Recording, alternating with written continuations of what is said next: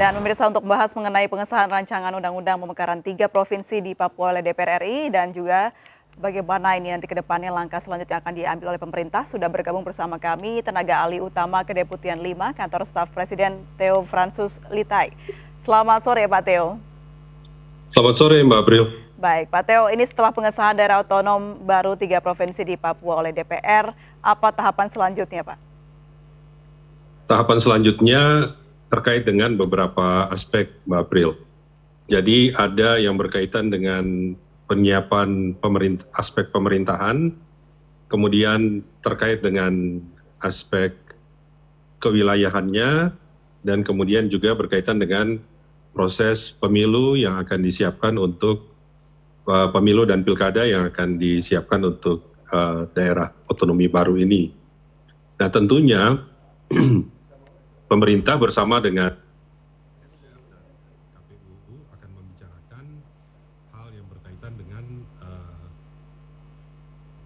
masalah pemilu dan pilkada, sementara kemudian pemerintah melakukan juga konsolidasi dengan pusat dan daerah untuk penataan wilayah dan kemudian persiapan pejabat sementara kepala daerah di 3 daerah otonomi baru ini, dan diharapkan dari situ kemudian proses untuk penyiapan organisasi perangkat daerahnya akan berlanjut, Mbak April.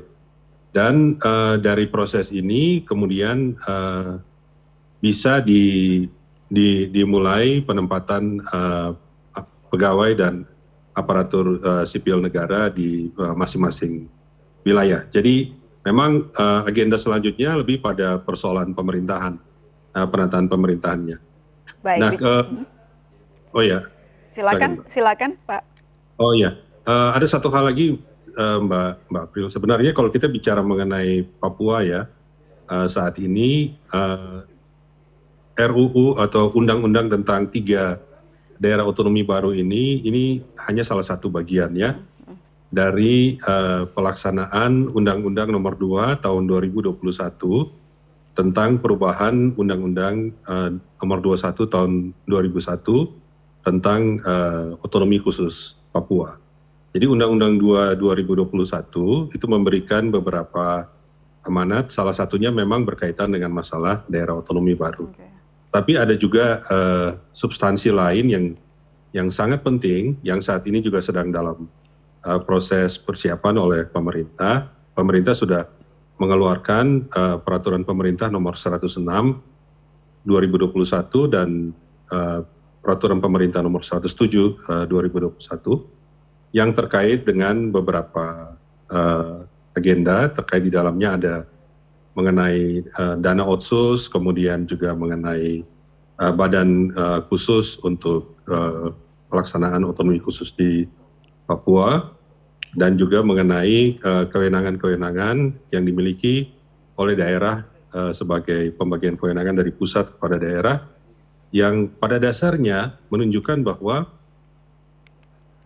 pelaksanaan otonomi khusus di Papua akan semakin substansial, akan semakin lebih bermakna. Dan kita berharap bahwa dari proses ini semua, tingkat kemajuan pembangunan dan kesejahteraan masyarakat tentu akan lebih maju lagi. Ya. Baik. Kalau kita bicara soal bagaimana ini akan dibentuk baik dari sisi pemerintahannya yang akan dibuat dalam 3 daerah otonom baru ini, seperti apa Pak proses penerapan payung hukumnya saat ini?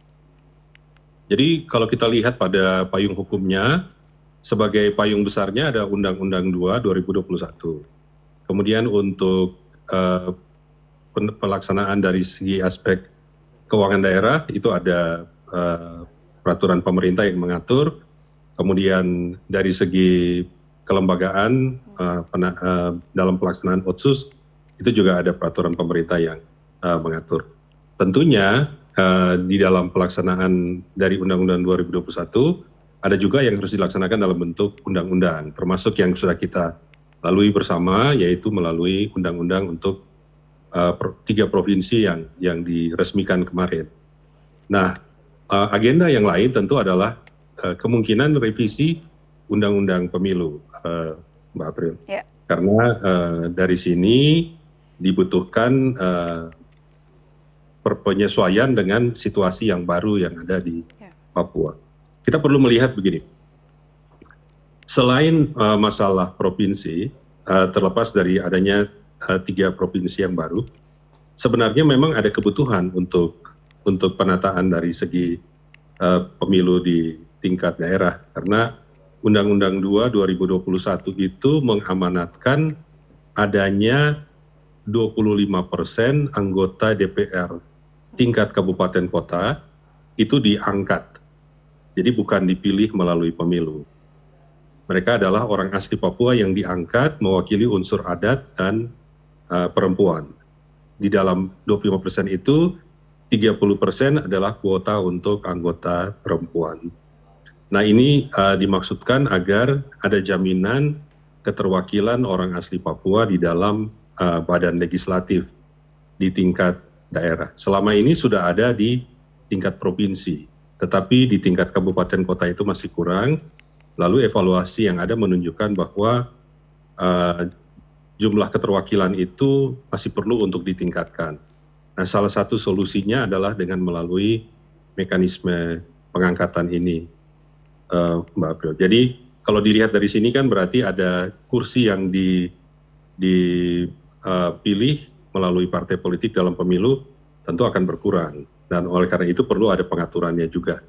Jadi itu juga salah satu kebutuhan untuk pengaturan mengenai pemilu di 2024 Papua. begitu ya Pak ya? Ya, selain daripada adanya tiga provinsi yang baru ini.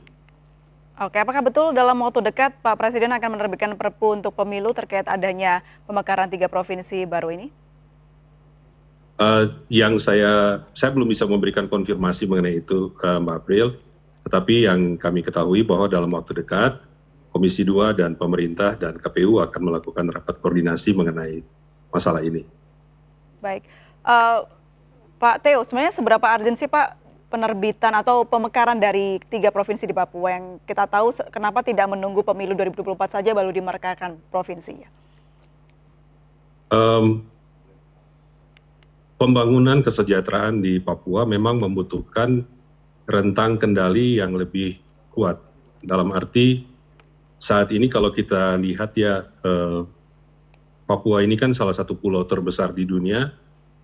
Kita tidak bisa berbicara mengenai provinsi dan kabupatennya sama seperti kabupaten dan provinsi di pulau-pulau lainnya di Indonesia ya. Satu kabupaten di Papua ada yang luasnya itu 3 kali provinsi DI Yogyakarta ya, atau 3 kali provinsi DKI, atau 2 kali provinsi Banten. Jadi luas sekali dan sebenarnya penduduknya sedikit gitu ya. Oleh karena itu dia menimbulkan efek isolasi yang cukup kuat.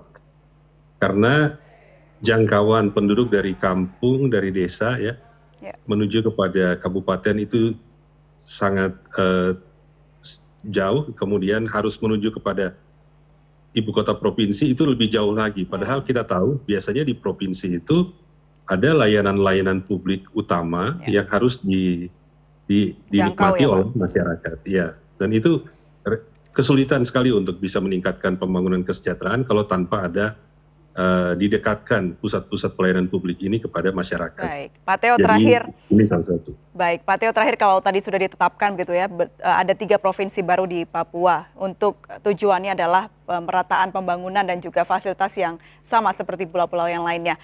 Berarti ini isu terbarunya yang banyak muncul di media yaitu perebutan ibu kota, Pak. Seperti apa tanggapan dari KSP dan bagaimana mekanisme ke depannya? Kalau untuk ibu kota, saya kira ini kita memperlakukannya sebagai satu isu yang sesuai dengan aturan undang-undang. Jadi pemerintah mempertimbangkan bahwa pemilihan ibu kota itu dimaksudkan untuk meningkatkan kinerja dari pemerintah daerah. Oleh karena itu, ibu kota yang dipilih adalah kota yang memang memiliki akses kepada daerah-daerah kabupaten di sekitarnya.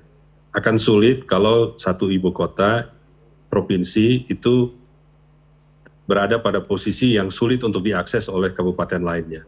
Kalau memang ada kota yang memiliki akses infrastruktur yang sudah terkoneksi, kemudian juga fasilitas-fasilitas primer itu sudah tersedia, itu saya kira akan sangat baik. Dan itulah yang kemudian kemarin berdasarkan penilaian dari pemerintah DPR dan juga dari pemerintah daerah, maka kemudian dipilih tiga kota sebagai ibu kota, yaitu Kota Merauke sebagai ibu kota Provinsi Papua Selatan, kemudian Nabire sebagai ibu kota Provinsi Papua Tengah, dan Wamena sebagai ibu kota Provinsi Papua Pegunungan.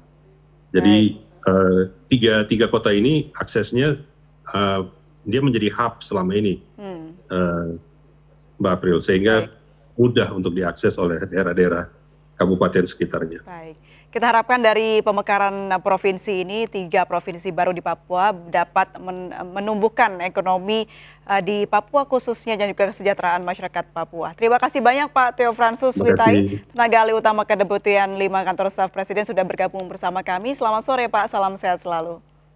Terima kasih Mbak April, selamat sore.